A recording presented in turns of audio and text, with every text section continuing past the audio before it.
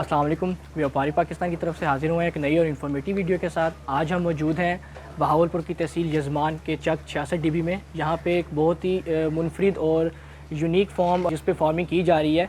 और यहाँ पे एक यूनिक किस्म की जो इंपोर्ट है डच गाय, उसकी फार्मिंग की जा रही है। तो आपको दिखाते हैं कि ये फार्मिंग किस तरह की जाती है, इनकी मिल्किंग किस तरह की जा रही है। इनके ऑनर से हम मुलाकात करेंगे और जानेंगे कि इन्होंने ये जानवर कहाँ से इंपोर्ट करवाए हैं, इसका क्या प्रोसीजर है और इस जानवर के ऊपर कितना ख़र्चा आता है इसकी फीडिंग पे, इसकी मिल्किंग पे। और इसको हम जानेंगे कि इस जानवर को पालने में कोई दुश्वारी तो नहीं। जी, तो हम अभी आपको इनके ऑनर से मिलवाते हैं।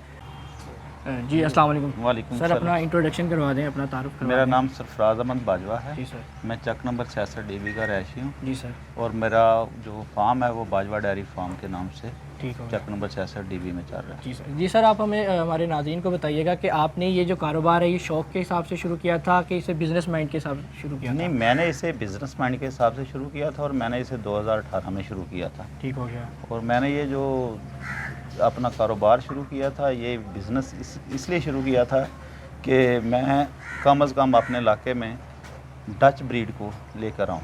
और मैंने 2018 में मैंने डच ब्रीड बाहर से हॉलैंड से इंपोर्ट की थी। जी जी, आपने ये जो ब्रीड इंपोर्ट की है, इसकी क्या ख़ास वजूहत थी कि आपने पाकिस्तान की लोकल ब्रीड की बजाय आपने इस ब्रीड का इंतखाब किया? ये मैंने इसलिए ब्रीड का इंतखाब किया था, एक तो ये जानवर जो है ना वो दूध बहुत ज़्यादा देते हैं। जी, ठीक हो गया। बाकी इनकी ये जानवर भी बहुत हेल्थी होते हैं। और बाकी वो कह रहे थे कि ये जानवर जो हैं वो पाकिस्तान में जाकर प्रोग्रेस नहीं दे रहे, सर्वाइव तो नहीं मैंने इसे चैलेंज के तौर पर कबूल किया था। जी। और मैंने कहा था कि इंशाल्लाह इनसे प्रोग्रेस लेंगे और इंशाल्लाह इनसे प्रोग्रेस ली भी है। इनके बच्चे भी हमारे पास आए हैं, हीफरें आई हैं और वो भी माशाल्लाह प्रेग्नेंट हैं और इनकी अच्छी दूध की प्रोग्रेस भी है। जी, तो आप हमारे नाज़रीन को बताइएगा कि इस एक गाय को इंपोर्ट करने का क्या तरीका होता है और किस तरह इंपोर्ट की जाती हैं और कहाँ पे इनको मंगवाया जाता है? ये सर इनका तरीक़ाकार तो ये है कि ये बाहर से इंपोर्ट की जाती हैं और इनका तकरीबन मैक्सिमम जो 2018 में खर्चा आया था वो 2900 यूरो तकरीबन था एक जानवर का। ठीक हो गया। और उसके लिए आपके पास या अपना इंपोर्ट का लाइसेंस हो तो या किसी इंपोर्टर से आप मंगवा सकते हैं। ठीक हो गया। ये बाई एयर भी आते हैं, बाई शिप भी आते हैं। हमने बाई एयर मंगवाए थे। बाई एयर का ख़र्चा ज़्यादा है, बाई शिप का ख़र्चा कम है। ठीक हो गया। तो मसलन जनूबी पंजाब के अंदर जो इम्पोर्टेड का लाइसेंस है वो आपके पास जी है? मेरे पास है। और 2018 तक मैं वाहिद यहाँ पे था जिसके पास डच ब्रीड थी माशाल्लाह। जनूबी मतलब जनूबी पंजाब के अंदर मैं अपने नाज़रीन को बताना चाहता हूँ कि वाहिद डेयरी फार्म है जिस पे डच ब्रीड मौजूद है। तो हम पूछेंगे कि सरफराज सर से कि इनको क्या फीडिंग दी जा रही है, इनको क्या खिलाया जा रहा है? सर इनको 3 टाइम फीडिंग कर रहे हैं हम। जी साइलेज की। जी जी। साइलेज होता है, सब्ज़ चारा होता है। साइलेज हम मकई का देते हैं, बीट पल्प भी देते हैं। वो मौसम के हिसाब से हम इन्हें वो दूसरा भी दे देते हैं, बीट पल्प। ठीक हो गया। प्लस ये मकई का। ठीक हो गया। तो आगे चलकर किन्नू का भी दे देते हैं, छिलका। ठीक हो। तो सर ये लोगों के जहन में एक साइलेज के बारे में बड़ी मिसकंसेप्शन है कि ये इससे दूध के अंदर स्मेल पैदा होती है, जानवर बीमार होता है, ये नहीं देना चाहिए। नहीं, ऐसा कोई मसला नहीं है। तो वो अपने ऊपर डिपेंड करता है कि इस जानवरों को हम यीस्ट देते हैं, टॉक्सिन बाइंडर देते हैं। जी जी। ठीक है, उसके साथ मिनरल वगैरह देते हैं। ठीक हो गया। बाईपास फैट देते हैं। उससे ऐसे कोई मसले नहीं रहते। ये वाम है वैसे लोगों का कि ये दूध में स्मेल आ रही है, इनका दूध पतला है, बाईपास फैट दे दें, ठीक है, तो दूध गाढ़ा हो जाता है। कोई मसला नहीं है ऐसा। जी सर, तो आप हमारे नाज़रीन को बताइएगा कि एक जानवर के ऊपर आपका सैलेज का कितना खर्चा आ रहा है और इसकी क्या क्या वनडे का कितना खर्चा आ रहा है? वंडा तो हम दे रहे हैं कि दूध के हिसाब से जी। 2.5 kg पे 2.5 लीटर पे 1 kg वंडा दे रहे हैं। ठीक हो गया। जो जानवर इतना दूध दे रहा है, फ़र्ज़ करो अगर 30 लीटर दूध दे रहा है तो हम 8 किलो कम अज़ कम उसे वंडा कम अज़ कम डेली वंडा। हाँ, ठीक हो गया। 10 किलो तो उसका हक बनता है। जी। वैसे हमारे फार्मर इधर जो हैं वो 8 किलो पे गुजारा कर लेते हैं। मतलब 8 किलो के ऊपर भी जानवर की अच्छी दूध की कैपेसिटी होती होती ठीक हो है। गया। तो बाकी रही बात इनकी, आपने पूछा वो सैलेज की। सैलेज इसकी हम कम अज़ कम 30 kg सैलेज एक जानवर को डेली खिला रहे हैं। ठीक है। और साथ उसके सब्ज़ चारा भी ऐड करते हैं, जी जी। हल्की फुल्की तूड़ी भी करते हैं ठीक हो गया। सैलेज में ऐड। बाकी और सैलेज का खर्चा मैक्सिमम आजकल तो चल रहा है 15-16 रुपये जी जी। पर kg। तो पहले कम था, बस जी हमारे नाज़रीन को बताइएगा कि आपके जो जानवर हैं इनकी वैक्सीनेशन का क्या प्रोसेस होता है? ये हर वैक्सीन का मौसम होता है, उस मौसम में हम वैक्सीन करते हैं। जी जी ठीक है, जैसे FMD की है, मुंह खुर जिसे कहते हैं, जी जी उसकी अभी 3-4 दिन पहले वैक्सीन हुई है। ठीक हो गया, इसे ऐसे समझ लें सितंबर में। ठीक हो गया। ये वैसे असल में बीमारी आकर जाकर नवंबर में स्टार्ट होती है। जो मुंह खोर की बीमारी? जी ठीक। जैसे पिछली दफ़ा ये पिछले इंडोर में जो लंपी आई है, लंपी। उसकी हमने अर्ली करवा ली थी वैक्सीन, तो उस वजह से अल्हम्दुलिल्लाह हमारे फार्म पे एक भी जानवर जो है वो उसके शिकार नहीं। जी तो नाज़रीन आप देख सकते हैं कि सर ने लंपी स्किन से पहले ही जानवरों को वैक्सीन करवा लिया था, जिसकी वजह से माशाल्लाह इनके सारे जानवर इस मूजी बीमारी से महफूज हैं। जी तो आप ये बताएं कि एक आपका ये जो फार्म है इसका कितने रकबे के ऊपर ये फार्म आपका बना हुआ है? सर मैंने फार्म को जो है ना वो सिर्फ़ और सिर्फ मेरे पास 94 एनिमल हैं जी, और मैंने इनको 15 एकड़ दिया हुआ है ठीक हो गया, रकबा। ठीक है, और जो मैंने फार्म बनाया वो 2 एकड़ में है। ठीक हो गया। ठीक बाकी जो है वो इनके चारे वगैरह के लिए बाकी आपने इनके रखा? चारे जात के लिए है। मकई काश्त करते हैं, अल्फ़ा लूसन काश्त करते हैं, अल्फ़ा की हे बनाते हैं बच्चों के लिए। ठीक है, इनकी हे बनाते हैं लूसन की। जी रोड ग्रास लगाया हुआ है। जी। ठीक है, तो आप इनको हर किस्म का चारा खिला रहे हैं और इनसे इनकी फीड और आप ये बताइएगा कि हमारे नाज़रीन को कि एक जो जानवर है इसकी आप जो ब्रीड लेना चाहते हैं इसके लिए आप कौन सी या आपने बुल रखा हुआ है या इनकी जो इंसेमिनेशन करवाई जाती है या इनको टीका वगैरह रखवाते हैं? शुरू में तो हमने बुल रखा हुआ था, जी ठीक, वो हमारे पास डच ब्रीड का था। ठीक हो गया। अब हम इनको इंसेमिनेशन करवा रहे हैं और मुख्तलिफ़ कंपनियों के, वो मैं नाम नहीं लेना चाहता जी, क्योंकि वो मार्केटिंग ठीक है, मार्केटिंग होती है। तो वैसे मैं रिकमेंड करता हूँ अपने दोस्तों को मेट्रा का ABS के इंजेक्शन बहुत अच्छे चल रहे हैं। इस इंजेक्शन से मोस्टली जो है वो फीमेल ही पैदा होती हैं या मेल भी पैदा होते सर नहीं, ये मेल और फीमेल जो है ना, ये वो इन सीमन के ऊपर डिपेंड करता है। आप सीमन कौन सा रखवाना चाहते हैं? ठीक हो गया। अगर सीमन अगर फीमेल वाला लेना चाहते हैं, जी ठीक है, तो वो फीमेल वाला आपको मिलेगा, वो कॉस्टली होता है। जी वो 5000 से शुरू होता है, 10,000 का, 15,000, 20 का, ऐसे है। वो जैसे जैसे बुल जा रहा है ऊपर उसकी सीमन महंगा हो जाएगा। सेमन जा रहा है। तो बाकी वो नॉर्मल होता है वो 1000, 1500, 2000 तक वो आराम से मार्केट से मिल जाता है। जी तो ठीक आप है, तो बताइएगा वो कि- मेरे ख्याल में जितने भी यहाँ हमारे फार्मर हज़रात हैं इनको वैसे सेक्स सीमन की तरफ आना चाहिए। सेक्स सीमन में फ़ायदा भी है, आपके पास फीफरें आएंगी, फीफर से आगे काम चलता है। जी माशाल्लाह मेरी ब्रीड जो है वो मैं आपको दिखाता हूँ, बहुत अच्छी। जी। और रेड एंड वाइट भी है हमारे पास बुल के, और सीमन के जो तकरीबन मेरी सेक्स सीमन की 19 बछड़ियाँ, 20 में से 19 बछड़ियाँ आई। माशाल्लाह। आप ये बताइएगा कि आपने ये ब्रीड जो है वो हॉलैंड से इंपोर्ट करवाई है, जबकि वहाँ पर और पाकिस्तान का टेम्परेचर का बहुत इशू होता है, तो आपने इसको किस तरह मैनेज किया? सर मैंने सबसे पहले तो यहाँ ये देख ले शावर लगे हुए हैं। जी जी ठीक है, इनके साथ ही आगे जाकर वो देख लें फ़ैन लगे हुए हैं। जी, हम इनके टेम्परेचर को ऑटोमेटिकली जो है ना वो मेंटेन करते हैं। ठीक हो गया। यहाँ सिस्टम सारा ऑटोमेटिक लगा हुआ है। जैसे ही शावर की ज़रूरत पड़ती है शावर चल जाता है, जैसे फ़ैन की ज़रूरत पड़ती है फ़ैन चल जाता है। मतलब आप इनको फुल जो है वो 24 आवर भी गर्मियों में शावर और फ़ैन चलते हैं। चलते रहते हैं। जी, जी इनकी टाइमिंग के हिसाब से होता है, जानवर के हिसाब से। जी। तो नहीं ये जो इसके ऊपर इक्विपमेंट इस्तेमाल किए गए हैं, जी, पानी जी, वाले और पंखे वाले, ये कहाँ से इस्तेमाल किए गए? सर ये खरीदे गए हैं? ये मैंने साहिवाल से मंगवाए थे, ये शावर हैं। जी और ये जो फ़ैन है ये मैंने ग्रीनलैंड वालों से लिए हुए हैं। जी, ये टर्किश कंपनी है, ठीक हो गया। तो वहाँ से उन्होंने इम्पोर्ट कर सर इस जो इक्विपमेंट आपने यूज़ किया है इसकी कोई वारंटी कितने साल तक ये चल सकता है? सर ये फ़ैन की जो है वो ये 2 साल की वारंटी है, और ये शावर है इसकी तकरीबन 1 साल की है। ये चलते रहते हैं, इनको ख़राब नहीं होते। ठीक हो गया। जी, इनकी जो फ़ैन है इनकी मोटरें बहुत हैवी हैं। जी जी ठीक है, 3 फेस मोटरें हैं, 3 फेस फैन लगा हुआ है, मीटर लगा हुआ है, कोई मसला नहीं बनता, मुझे कभी कोई नहीं बता। ठीक हो गया। मेरा जो दूसरा चल रहा है मेरा सिस्टम मिल्किंग का, वो भी ग्रीनलैंड जोन वालों को टर्किश चल रहा है। जी तो आप ये बताइएगा कि हमारे नाज़रीन को आपके जो फार्म के ऊपर जानवर मौजूद है उसकी दूध की क्या एवरेज है? सर शुरू में 2018-19 में जो अब जानवर आए थे उस वक्त हमारी 42 पे गई थी। जी जी अब बतरजी माशाल्लाह एक जानवर आपका 42 लीटर जी तो पर डे 3 टाइम चवाई के ऊपर। माशाल्लाह माशाल्लाह जी, तो अब हमारे जानवर जो हैं वो गर्मी है, जी। तो 34 पे अब भी हैं। सर आपने जब स्टार्ट किया था तो कितने जानवर इंपोर्ट किए थे?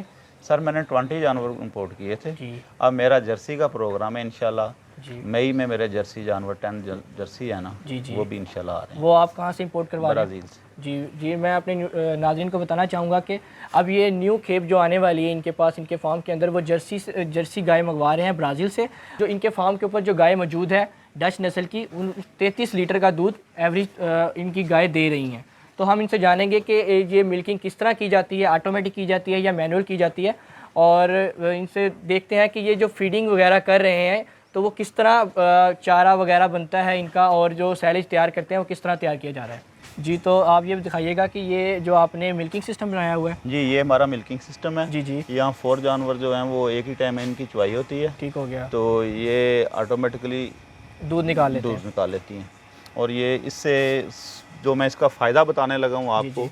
वो हाथ वाली चुवाई का, वो हाथ वाले जो बंदे होते हैं चुवाई करते हैं वो ऐसे ऐसे करते हैं, बिल्कुल अंगूठे के वो साथ उसके साथ जानवर का जो थन है वो ज़ाया होने का ख़तरा होता है। जख्मी हो ये माशाल्लाह बहुत अच्छे तरीके से उसकी चुवाई करती है। जी, ठीक हो इसके मस्टाइटिस के भी मसले कम होते हैं, थन ख़राब होने के मसले कम होते हैं, जल्दी चुवाई हो जाती है। एक टाइम में एक ही आदमी जो है 4-5 मिनट में 4 जानवर की चुवाई कर लेता है। मतलब आप जो कह रहे हैं कि जो दूध है वो उसको इंसानी हाथ बिल्कुल नहीं टच होता। बिल्कुल टच नहीं होते, जरासीम से पाक होता है। जरासीम से पाक होता है। फ़ौरन ही यहाँ से चिलर में चला जाना, ठीक हो गया। मतलब ये जैसे दूध निकल रहा है वो पाइप के जरिए चिलर में चला जाता है। पाइप के जरिए चिलर में चला तो बाद में इस पाइप को किस तरह साफ़ किया जाता है? सर अल्कली और एसिड से इसको वॉश करते हैं, जी, मशीन को भी करते हैं और पाइप को भी करते हैं। जब भी मिल्किंग करनी हो पहले हाँ इसको जी, wash साथ कीजिए। चिलर को भी करना होता है हमें। ठीक हो गया माशाल्लाह। हाँ जी, क्योंकि हमारा जो दूध जी, है जी। वो साफ़ सुथरा और जरासीम से पाक और बगैर इंसानी हाथ लगे हुए। बगैर इंसानी हाथ लगे ठीक हो हुए। गया। तो जैसा कि आप देख सकते हैं कि जो जानवर हैं वो बिल्कुल अपनी अपनी जगह पे जाके खड़े हो गए हैं जहाँ पे उनका दूध निकाला जाएगा। आपका कैमरामैन आपको दिखा सकता है, ये रस्सी बांध रहे हैं, ये अपनी सेफ्टी के लिए और जानवर की सेफ्टी और मशीन की सेफ्टी के लिए, क्योंकि इससे कोई बंदा ज़ख्मी नहीं हो सकता। इसके बाद आपको दिखाते हैं कि वो अभी इसकी वो थन साफ़ पहले करेगा पानी के साथ, फिर उनको साफ़ करेगा और उसके बाद इसको मशीन लगाएगा। मशीन भी ऐसे लगाएंगे कि उनको इंसानी हाथ बिल्कुल नहीं लगेंगे दूध को।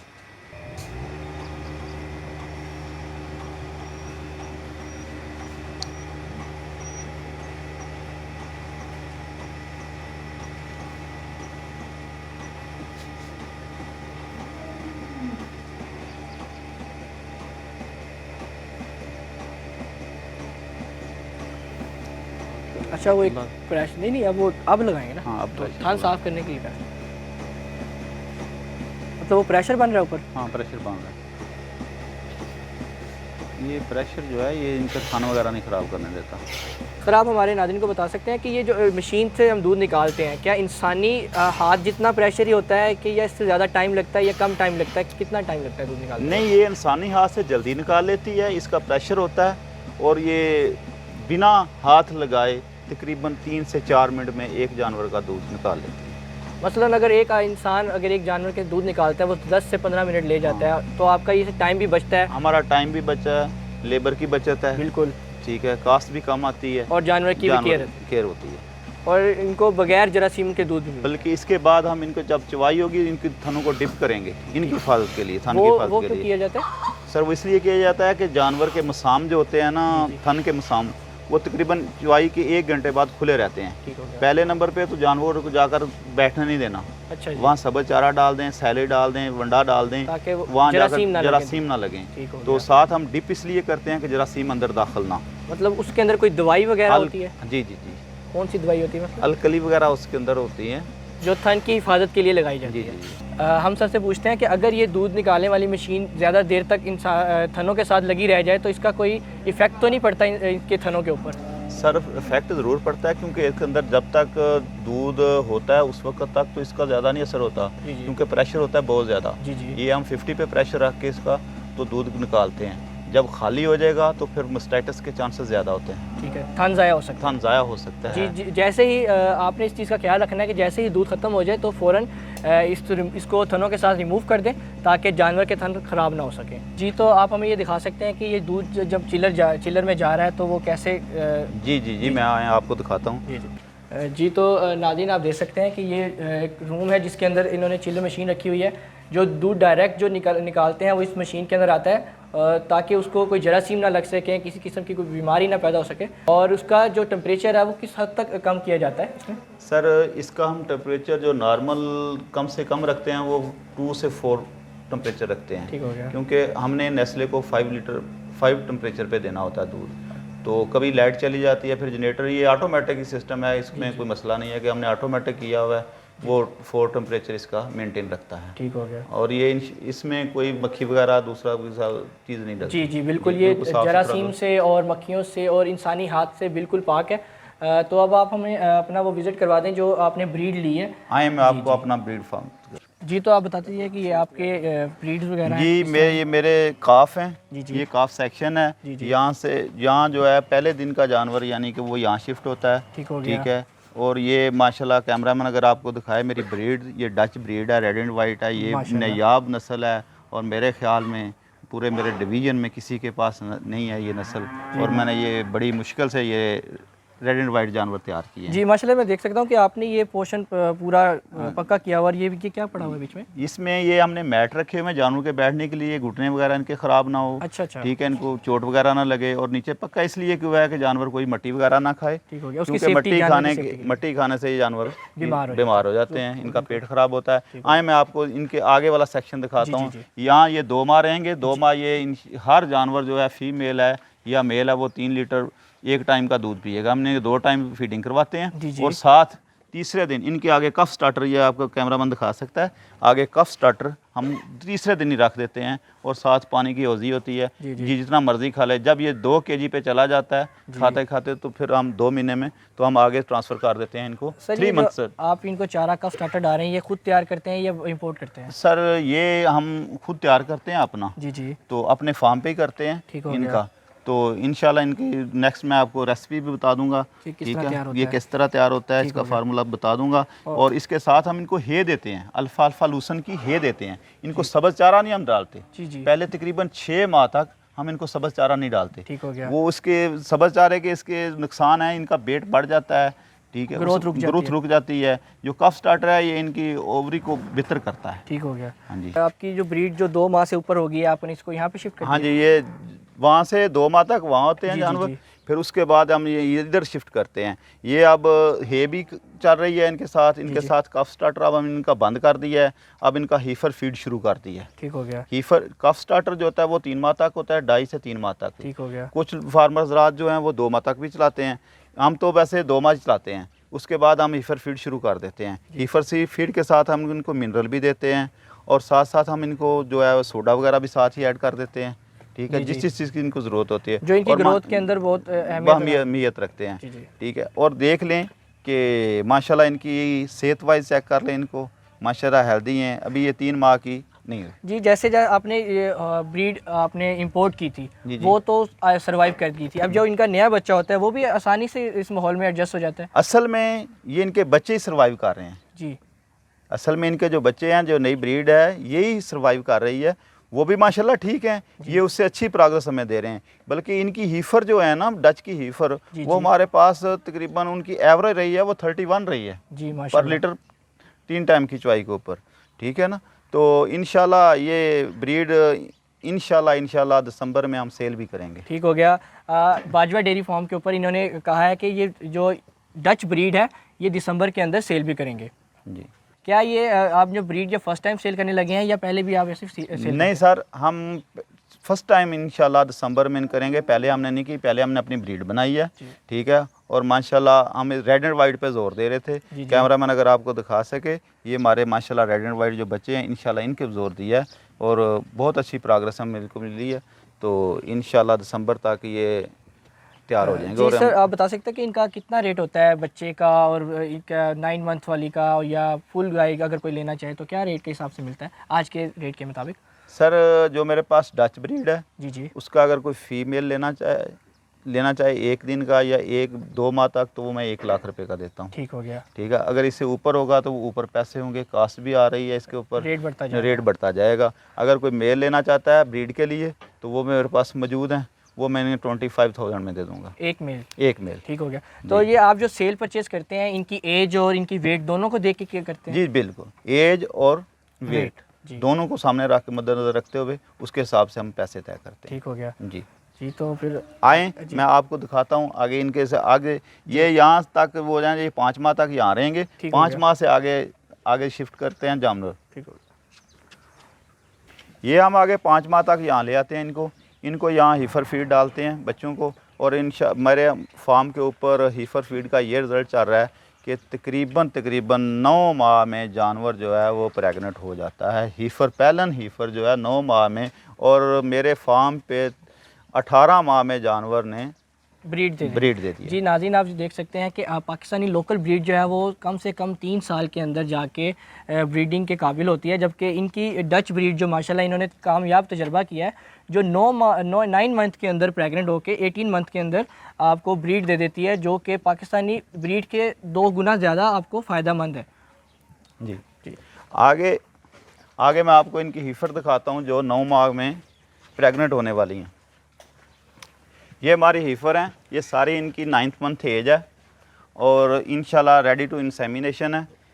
कुछ दिनों में ये इनको इंसेमिनेशन करवा देंगे, और ये सारे जानवर जो हैं वो मेरे पास सेल के लिए मौजूद हैं जब इंसेमिनेशन इनकी हो जाएगी। जी, अगर कोई इंसेमिनेशन से पहले लेना चाहे या बाद में लेना चाहे वो आपसे रब्ता कर सकता है? जी, रब्ता कर सकता है। जी, तो नाज़रीन वीडियो की डिस्क्रिप्शन में सर का नंबर मौजूद होगा। अगर कोई जानवर की खरीदो फरोख्त करना चाहता है तो वो डायरेक्ट इनसे रब्ता कर सकता है, या हमारी वेबसाइट व्यापारी.pk पे भी विज़िट करके इनके जानवर की सेल परचेज़ कर सकता है। और आप बताइएगा कि इन 9 मंथ का रेट क्या होगा, कि अगर ये प्रेग्नेंट होती है तब रेट क्या होगा, और अगर ये इंसेमिनेशन नहीं होती तो तब इनका रेट क्या होगा? सर, अगर ये प्रेग्नेंट हो जाती हैं, ये 3 मंथ की हो जाती हैं प्रेग्नेंट, तो ये 3 लाख रुपया पर जानवर इसका रेट होगा। अगर ये प्रेग्नेंट नहीं है तो सर ये 1,80,000 रुपये की जानवर आपको मिल सकता है। जी, तो नाज़रीन आप देख सकते हैं कि एक प्रेग्नेंट जो गाय है वो आप 9 मंथ की बच्ची जो 3 माह की प्रेग्नेंट होने के बाद तकरीबन 12 मंथ उसकी एज हो जाती है, वो आपको 3 लाख रुपए में यहाँ बाजवा डेयरी फार्म से आप परचेज़ कर सकते हैं। और जबकि अगर आपने बगैर इंसेमिनेशन के वो कोई जानवर परचेज़ करना है तो वो 1,80,000 रुपये में आप यहाँ से ख़रीद सकते हैं। जी, तो नाज़रीन हम सर से पूछेंगे कि जो इनको वंडा तैयार होता है तो वो किस तरह तैयार किया जाता है, और ये मशीन जो इसकी क्या कॉस्ट आती है एक वंडा तैयार करने के ऊपर? मैं आपको बताता हूँ कि ये जो मशीन है इसे बोलते हैं वंडा मिक्सचर, और ये साथ उसके है ये ग्राइंडर मशीन। ये मैंने दोनों मुल्तान से ख़रीद की हैं और 2.25 लाख रुपए में मुझे पड़ी हैं। आगे मैं बताता हूँ कि वनडे के ऊपर कास्ट क्या आ रही है। वनडे के ऊपर कास्ट आपके ऊपर डिपेंड करता है कि आप उसमें क्या क्या चीज़ डाल रहे हैं। ठीक हो गया। ठीक है, अगर कोई अच्छी क्वालिटी का वंडा बना रहे हैं तो वो 3,000 रुपये में 40 kg पड़ेगा। ठीक हो गया। ठीक है, उसमें हर चीज़ डाल लेते हैं, मिनरल भी डालते हैं, DCP भी डालते हैं, तो बाईपास फैट भी डालते हैं, सोडा भी डालते हैं, नमक डालते हैं, बाकी चीज़ें गंदम, मकई, चोकर, ये वो ज़रूरत के मुताबिक, राइस पॉलिश, हर चीज़ वो फार्मूला अपना होता है। बता सकते हैं कि कितनी मिकदार में ये चीज़ें डालनी चाहिए एक मन तैयार करने के लिए? सर वो होता है फार्मूला। जी जी। 100 kg का फार्मूला होता है, ये मैक्सिमम 200 kg इसमें वंडा तैयार होता है एक टाइम में। ठीक है। और वंडा तैयार होने में कितना टाइम लगता है? ज़्यादा 5 से 7 मिनट। 5 से 7 मिनट में 200 kg वंडा तैयार कर सकती है। और जो ग्राइंडर है वो तकरीबन 1 घंटा लगा देता है पीसने में। ठीक है जी। आजकल वैसे ज़्यादा इंग्रेडिएंट जो आ रहे हैं वो पीसे पिसाए आ रहे हैं। ठीक है, वो टाइम की बचत होती है और से वंडा जल्दी तैयार होता है। और ये वंडा जो होता है ये फ्रेश है, ये जो बाज़ारी वंडे हैं इससे ये इसकी जो है अफादियत है वो बहुत ज़्यादा है। और ये आप खुद तैयार करते हैं, अपनी निगरानी में करते हैं, हमारा दूध भी बढ़ता है, हमारे जानवर की सेहत भी अच्छी रहती है, इसलिए हमने इसको। अगर आपसे कोई डिमांड करे कि हम आपसे वंडा परचेज करना चाहते हैं, क्या आप? मैं वंडा बना के परचेज करता हूँ, सेल करते हैं? सेल करता हूँ। जी जी, ठीक हो गया। तो क्या उसका रेट होता है कि अगर आपको कोई 40 किलो वंडा लेना चाहे आपसे, या 1 मन वंडे की कोई आपसे करता है, तो उससे क्या?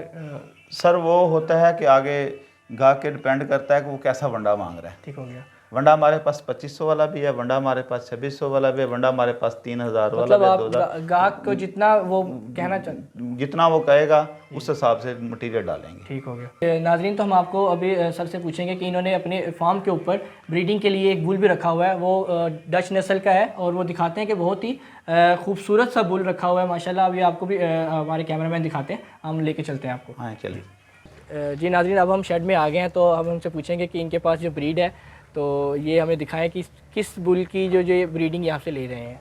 सर मेरे पास ये माशाल्लाह रेड एंड वाइट बुल है डच नस्ल का, ये मैंने हॉलैंड से ही परचेज़ किया है।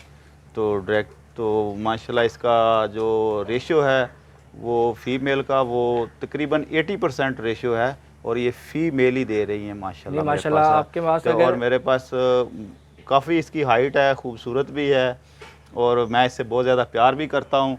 ठीक है, मेरे साथ प्यार करता है ये बुल, तो जी, इसकी नाज़रीन- हाइट तकरीबन 7 फुट है। जी और, जी माशाल्लाह। आ, तो प्यारा ये आप बुल है मेरा। बता सकते हैं कि आपका बुल इतना कमज़ोर क्यों है? सर ये जो बुल है ये कमज़ोर होने की वजह और कोई मसला नहीं, ये बहुत ज़्यादा वज़न भी करवा सकता हूँ। जी जी ब्रीडिंग के हवाले से, जी जी ब्रीडिंग के हवाले से जो बुल होता है वो कमज़ोर ही होना चाहिए। ठीक हो गया। अगर उसका ज़्यादा वेट होगा तो जानवर को भी नुकसान हो सकता है और इसकी रेशो भी कम हो सकती है। ठीक हो गया, मतलब जानवर मेल और फीमेल दोनों की हिफाजत के लिए इसको ज़्यादा हैवी नहीं किया हुआ। ठीक हो गया। हाँ जी, तो आप बताइएगा कि इसकी कॉस्ट कितनी पड़ी है जब आपने इसको मंगवाया था? ये जानवरों के साथ ही मिल था या दोबारा आपने सर import ये किया था? मैंने जानवरों के साथ ही मंगवाया था। जी। ये जानवरों के हिसाब से इनकी जो 2900 यूरो में मैं ये बुल मेल पड़ा। और फीमेल का सेम ही रेट था? जी सेम ही रेट था। ठीक हो गया। जी सर। जी, तो आपका बहुत शुक्रिया, आपने वीडियो के लिए हमें टाइम दिया। थैंक यू, और बड़ी मेहरबानी। जी, बहुत शुक्रिया। हाँ। जी, तो नाज़रीन ये था बाजवा डेयरी फार्म। हमने इस फार्म की इन्फॉर्मेशन लेने की कोशिश की कि अगर कोई शख्स इस कारोबार में आना चाहता है या इस कारोबार को शुरू करना चाहता है तो उसके लिए आसानी हो सके। अगर आप इस अपने जानवर की सेल परचेज़ करना चाहते हैं तो हमारी वेबसाइट व्यापारी.pk पे विज़िट कर सकते हैं या गूगल प्ले स्टोर से हमारी मोबाइल ऐप भी डाउनलोड कर सकते हैं। इस वीडियो को ज़्यादा से ज़्यादा लाइक करें, शेयर करें और अगर आप ऐसी और भी वीडियोस देखना चाहते हैं तो हमारे चैनल को सब्सक्राइब करें। आप हमें फेसबुक, इंस्टाग्राम और टिकटॉक पर भी फॉलो कर सकते हैं। उन सोशल मीडिया अकाउंट्स के लिंक हमारे वीडियो के डिस्क्रिप्शन में मौजूद हैं। अगर आप अपने फार्म की वीडियो बनाना चाहते हैं तो हमसे रब्ता कर सकते हैं। यूट्यूब के कमेंट सेक्शन में मैसेज करके बता सकते हैं या हम इंस्टाग्राम पे भी मैसेज कर सकते हैं। आज की वीडियो के लिए मुझे दीजिए इजाज़त। इंशाल्लाह मिलते हैं आपसे अगली वीडियो में। अल्लाह हाफ़िज़।